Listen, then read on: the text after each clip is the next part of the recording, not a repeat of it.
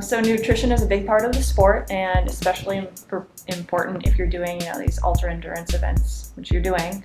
So how do you prepare for rides?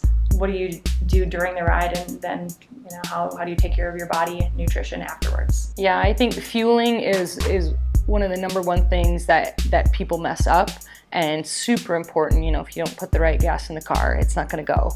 And from my adventure racing days, I mean, we were eating Cheetos and Swedish fish and just eating whatever you could, basically, and kind of figuring, okay, we're going for 7 days straight. Let's just get anything in our bodies. And kind of as I've aged an athlete, I've gotten more educated on nutrition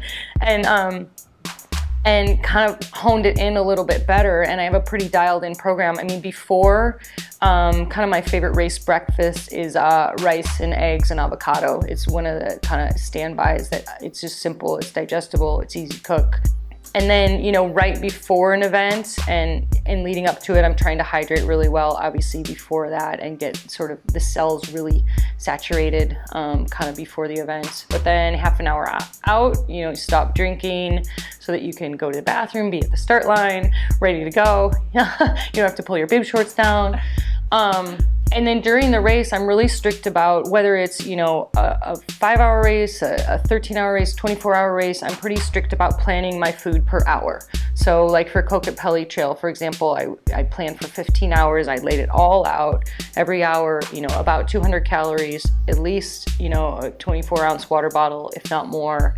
And then that's basically policing myself every hour so that the food is coming in pretty set increments. And, it takes the thinking out of it. It gives you, an even energy sort of supply instead of sort of eating a whole bunch. And then, 2 hours later, you're like, oh, I haven't eaten anything. And then you're in kind of the dangerous bonk land. I think what a lot of people do in endurance events, they don't start their eating and fueling right at the beginning of the race. There's excitement, Leadville, for example, there's tons of people, everybody's all amped up, and then, they'll go and 2 hours into the race, realize they'll reach the first aid station and their water bottles are full. One, it's like you carried all that weight for nothing and it's not in your body. And so for me, I'll start fueling 15 minutes, into the race, and then it's pretty regimented every hour, and I have a system where I have like unopened food in my right pocket and then trash goes in my left pocket. So like I always know, okay, how much have I eaten? Have I eaten enough for this hour? And checking the water bottles. So you're never hungry in a race. You never want to eat necessarily, especially if you're working hard. But if you skip an hour, if that doesn't happen, your body's just at some point it's just gonna stop. It's hard enough to race, so I try to be really strict about making sure the nutrition is on board. And I really like Roctane is one of my main fuels from GU because it's calories and liquid all in one. And a lot of times just the simple act of having to open a package and choose something is too hard. You're like, oh, I don't want to do it, it's too hard. And so drinking calories is actually really easy for a super difficult event for me. So I'll do a lot of calories that way.